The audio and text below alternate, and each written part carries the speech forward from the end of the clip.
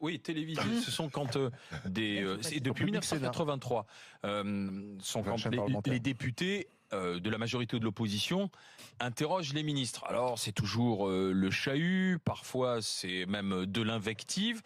Et hier, ça a encore pris une tournure particulière parce qu'à un moment, François de Rugy, le président de l'Assemblée nationale, en a eu assez que la voix de Nicolas Hulot soit couverte, que la voix de la ministre de la Culture, Françoise Nyssen, soit couverte. Parce qu'il faut savoir que le Palais Bourbon, c'est un hémicycle.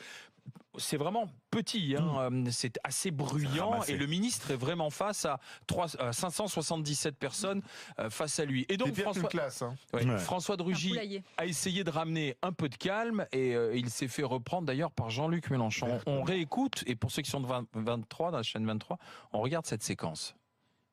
Tout à l'heure, dans un moment d'émotion, vous vous êtes abandonné à une de ces crises d'autorité que nous n'acceptons pas. L'article 52 de notre règlement intérieur dit que le président ouvre la séance, dirige les délibérations, fait observer le règlement et maintient l'ordre. Il peut à tout moment suspendre ou lever la séance. Point. Nous n'acceptons pas que vous nous parliez sur le ton d'un responsable ou d'un dirigeant que vous seriez à notre égard. Ce n'est pas le cas. La présidence fait la police des débats, point final. Sachez, Monsieur Mélenchon, que nous ne sommes pas ici pour nous menacer mutuellement de ceci ou de cela. En tout cas, cela ne me fera pas dévier de ma route. Si 300 députés se mettent à couvrir de leur voix l'expression d'un député de votre groupe, par exemple, cela n'aura plus aucun intérêt, ni pour nous, ni pour celles et ceux qui nous regardent. C'est ce que j'ai rappelé et c'est ce que je rappellerai toujours dans cet hémicycle. Je crois avoir été largement soutenu. Donc c'est toute la question aussi de peut-être d'une certaine réforme des questions au gouvernement. Il faut rappeler quand même que tout démarre en fait de l'amende infligée à François Ruffin, député France Insoumise, pour avoir porté un maillot de foot, amende infligée par François de Rugy. Donc là on voit bien qu'il y a en ce moment un bras de fer entre la France Insoumise et le président de l'Assemblée nationale, l'ex-écologiste François de Rugy. Qui a raison dans cette histoire ? Moi, honnêtement, encore une fois, sur l'histoire du maillot de foot et de la cravate, voilà, on a voté en France pour mettre fin à des vieilles pratiques. On voulait une assemblée nouvelle avec des représentants nouveaux, et on les attaque sur des traditions. À la fois sur la prise de parole, sur le vêtement, etc. Donc le procès de Ruffin, j'y étais pas favorable, même si je partage absolument pas les idées qui sont développées. Je trouve que Mélenchon l'a attaqué de Rugy sur l'autorité. C'est un petit peu l'hôpital qui se fout de la charité. On est encore dans des postures de vendetta, comme tu le soulignais. Ruffin a pris un PV, donc on va attaquer de Rugy. C'est pas très digne. Je pense que la réforme qui nous sauverait ou nous épargnerait ce spectacle affligeant, c'est déjà de ne plus téléviser les séances du mercredi. Pourquoi ? Parce qu'on se rend compte que ce boxon-là arrive quand les caméras sont là. Pratiquement uniquement quand les caméras sont là. Donc à un moment, si vraiment le problème c'est de diffuser ces séances de l'Assemblée du mercredi, ne les diffusons plus et on verra si les gens seront aussi assidus. Ça calmera les ardeurs, ça calmera le chahut. Je pense aussi, c'est que tout le monde fait un petit peu son petit show le mercredi. Nous on regarde ça et on commande ça comme un spectacle, et que Mélenchon là est dans une posture qui est enfin voilà, on est un petit peu habitué à ce genre de posture. Jacques. Non, je pense que Mélenchon, par contre, a évoqué l'article 52, et sur le plan de la procédure, Mélenchon a raison sur l'argument de la procédure. Mais ce que je comprends pas, il devrait régler ça. Il y a des réunions, je crois, toutes les semaines, des présidents de groupe, et finalement, le fonctionnement de l'Assemblée nationale, c'est autour du président du Rugy, avec l'ensemble des groupes, aussi bien de la majorité que de l'opposition, pour pouvoir améliorer, je dirais, le fonctionnement démocratique de l'Assemblée nationale. Et à mon avis, je pense qu'au contraire, il faut maintenir... Est-ce qu'on a besoin de ces questions au gouvernement d'ailleurs ? Est-ce que ça sert à quelque chose, les questions au gouvernement ? Est-ce que ça a une finalité politique ? Parce que c'est très préparé. Finalement, chaque ministre reçoit la question du député le matin, il a préparé la réponse, qui est assez convenue en général. Est-ce que c'est un vrai fond politique ? C'est institutionnalisé depuis longtemps. Moi, ça me dérange pas. Mais tu as entièrement raison, David. Le fait qu'il y ait les caméras, ça amplifie la cour de récré.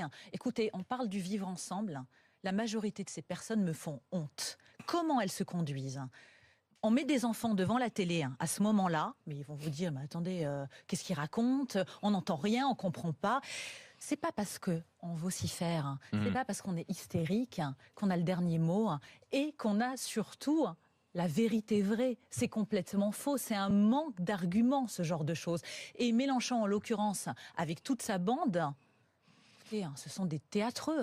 Ils ne font que ça. Mais je peux très bien, en fonction des autres partis, dire la même chose. Moi, j'ai une honte quand je vois les LR aussi s'en prendre comme ça par rapport à En Marche et ainsi de suite. Ça n'est pas normal. La ça n'est pas un séquence qu'on n'a pas spectacle à vue, voir. puisque tu parles de spectacle et de théâtre, la séquence que l'on n'a pas vue, c'est au moment où François de Rugy essaie de ramener le calme, où il demande justement de laisser parler.